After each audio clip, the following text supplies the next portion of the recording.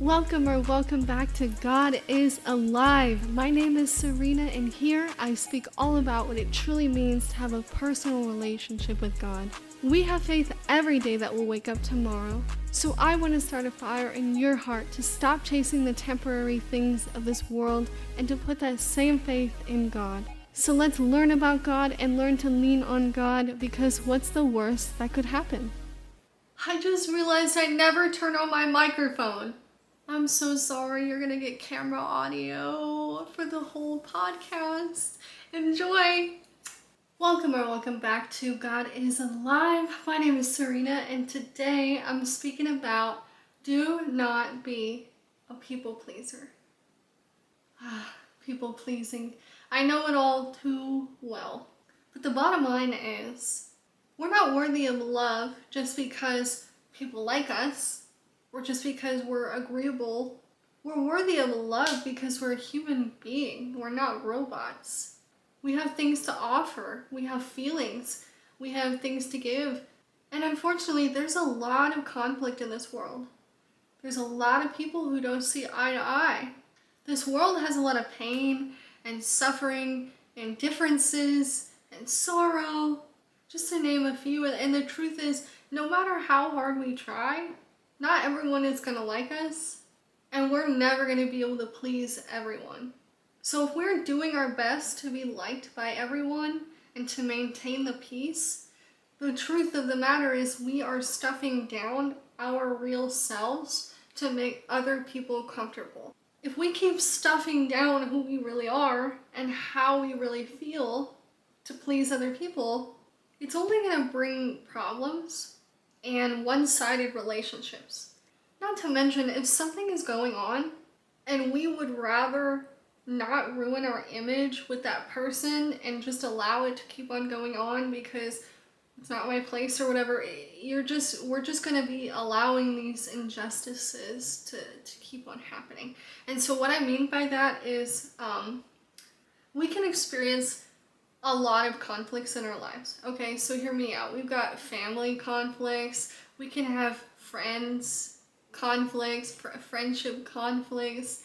We can have religious differences, conflicts that come about through religious differences, like Catholics and non-denominationals or Baptists and Pentecostals. You can have conflicts between siblings. You could have father-son conflicts, mother-daughter conflicts. You can have conflicts with your friends. That's where we got peer pressure, temptation. We could be gossiping or just allowing gossip to happen. And so there's a lot of areas in our lives, hence relationship-wise.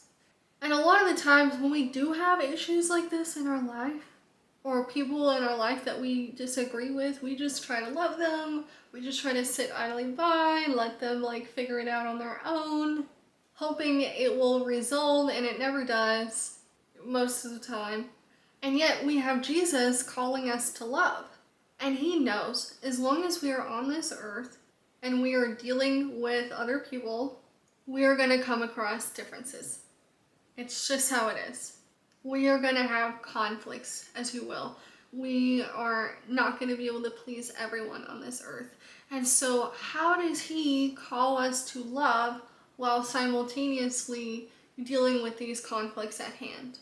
So Matthew chapter 5, verse 39 was the best example I could think of, because so many people read this verse, which in NLT it says, "But I say, do not resist an evil person.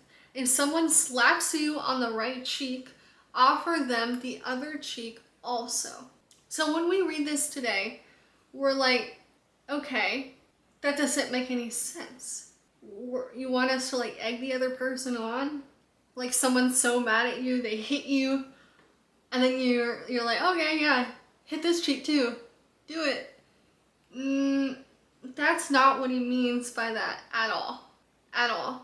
So I'm going to go on a little tangent, but I promise you it's a good one.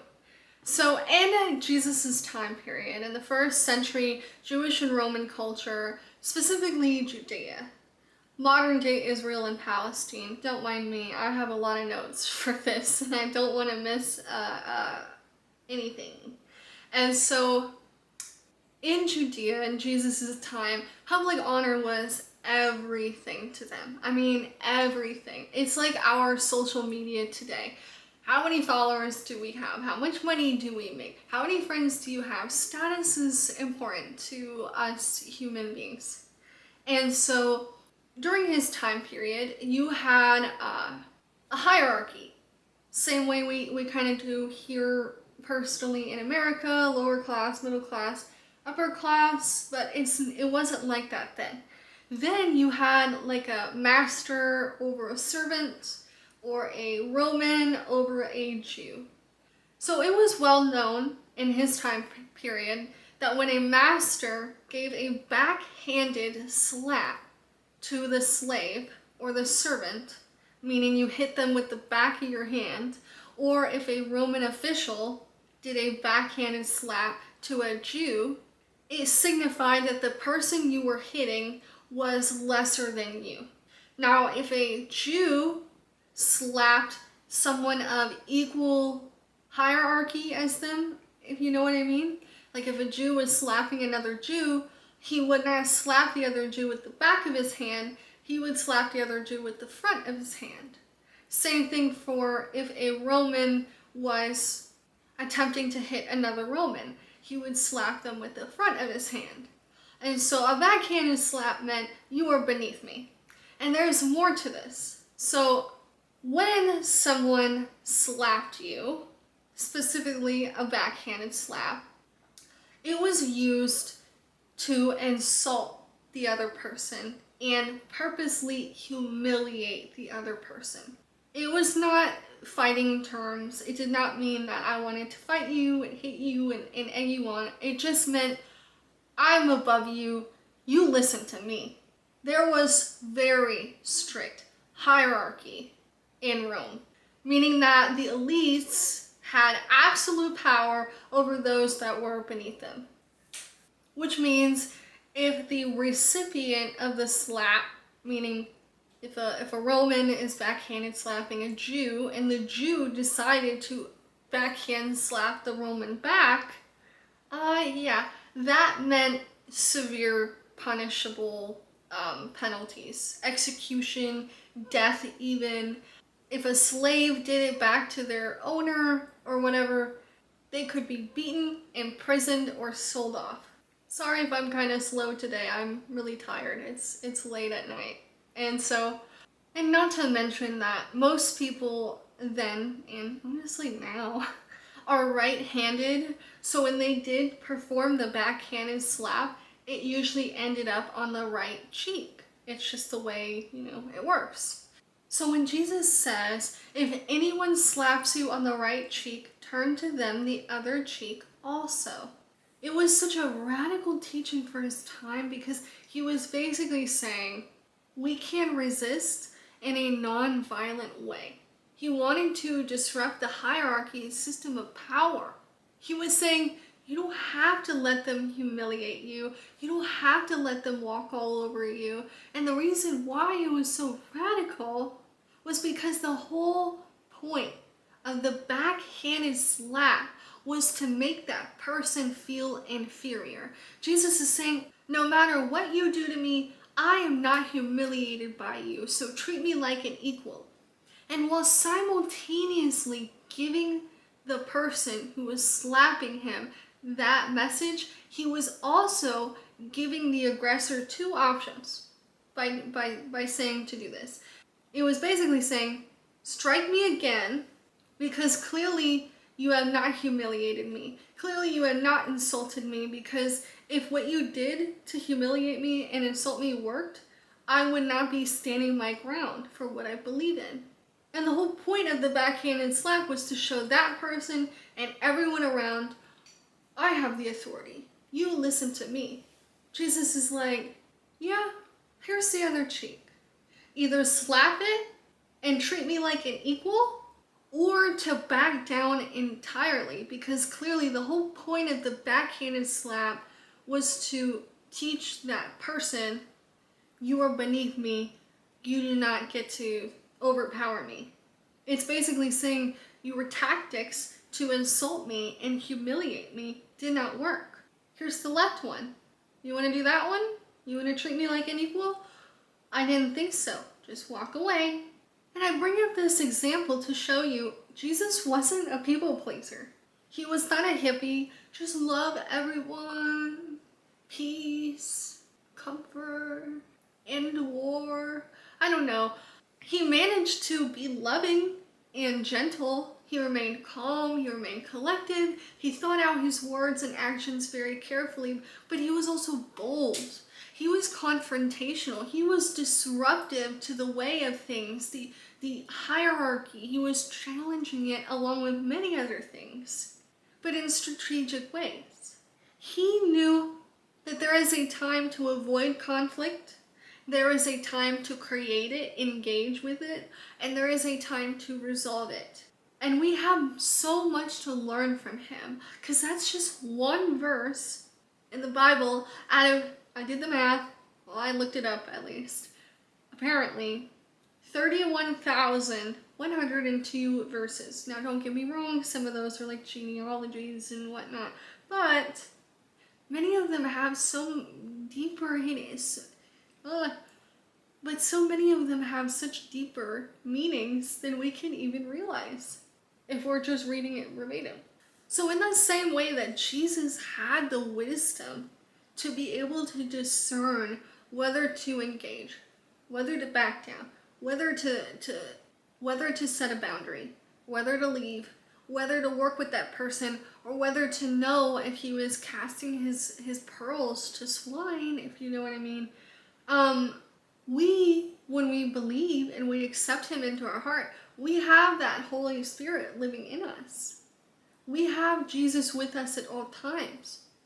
We can call on him for that guidance. When we have family conflicts, relationship troubles, friend troubles, when we are in disagreements with other people in other churches and other denominations, we can take a step back, and before we go and we tell so-and-so what's going on and we go and get their advice, why don't we take a moment and we try to get his advice? How else are we going to be able to invite him into our situation if we're not going to him? Maybe you have a particular person in your life that you don't know how to deal with this person. Ask him. It sounds silly, but if you have family issues, let's say you have someone in your family who is always pressing your buttons, maybe you need to set a boundary with them. And the answer on what to do will come to you when you pray. Maybe you're in a friend group who you find is kind of tempting you to do things maybe deep down you shouldn't be doing. Or maybe you're in a friend group that's gossiping and talking bad about so-and-so, but since they're all doing it, it's like, oh, well, how do I really step up? I'm just going to sit idly by and let it happen. No, pray about it. Bring it to him. He already knows the full situation. My grandfather, whom I've never met, I've always heard said that there was 3 sides to every story. Your side, their side, and the truth. And I think there's a lot of truth to that saying, because your version is very real to you. Their version is very real to them. Sometimes feelings aren't always true, but they're very real and true to us. And so then there's the truth of the matter, what's really going on. He knows that. He knows your side, their side, and the truth. So we might as well go to him as a therapist, as a friend, as a teacher, as a father. Because if not, we're not going to really know what to do. We're going to resort to backing down, not really getting involved. He's the one that gives us courage. He's the one that gives us true confidence, not a fake confidence. I was a shy, sit in the back of the class kid, don't talk, don't say a word. And the fact that I'm sitting here and I'm putting myself online for anyone and absolutely everyone to perceive me and judge me just goes to show that it's not from me. If there's already tension and problems going on, we might as well do what we can to solve it. But we are not meant to solve the world's problems or people's problems on our own. We are meant to have help and to have guidance. And the truth is, although Jesus did love, he also came here and divided people. He also came here and said radical things. And if you've made it this far in my podcast, thank you. But second of all, I don't know what you're a part of. I don't know if you're a part of a church. I don't know if you're a part of a I don't know how often you pray. I don't know how little you pray. I don't know what your relationship with God is right now. But the truth is, I see you as my brother or sister in Christ. If you feel like no one is there for you, reach out to me and I will try my best to be there for you. And although you and I, we may have our differences and our disagreements, at the end of the day, you're going to be my brother and sister in Christ. You know what I mean? And so like, if I feel like you are doing something that's not beneficial to you, I'm going to tell you because I care for you. You know what I mean? I'm not going to sit idly by and be like, yeah, go do that thing that's totally not going to ruin your life or anything like that. Yeah, I don't care. I'm not like that. There's going to be people out there that have hardened hearts, but there's also going to be people that have soft hearts. When the Bible talks about a soft heart, which is the opposite of a hardened heart, it's basically saying that a soft heart is openness to change. A hard heart is unwillingness to change. And so, if no one else has told you, then I'm going to be the one to tell you. You can be kind and gentle and thoughtful and still make enemies. Still have people not like you. Still have people judge you. It's just how it goes. And so, I'm calling you to step out of your shell, to show people who you really are. If that means that you are gentle and loving, then do it. If that means that you gotta maybe make some big girl, big boy decisions, then do it. If that means that maybe you need to set a boundary with someone, then do it. If that means that you need to stand up against injustices, then do it. Even if that means to turn the other cheek. And so that does not mean to look away, to act like, I'm just gonna pretend like I didn't see that and ignore it and not do anything about it. But to turn the cheek in the way that Jesus means. To be radical about love and peace and justice. No matter what you do, you're gonna make enemies. No matter what you do, there's gonna be people out there that don't like you. So you might as well show this world and the people in it the you that you really, really are. Even if that means you might lose some people, you'll gain others. I promise you. Stepping out of our comfort zone is really hard, but it's doable. And there's a reason why he calls us to do it. Today's song of the day is The Father's House by Cory Asbury. Thank you so much for tuning in to the very end of today's podcast. Even with the camera, the quality, microphone quality problems, thank you. Yeah, I hope you have an amazing rest of your day, and I'll talk to you again next time.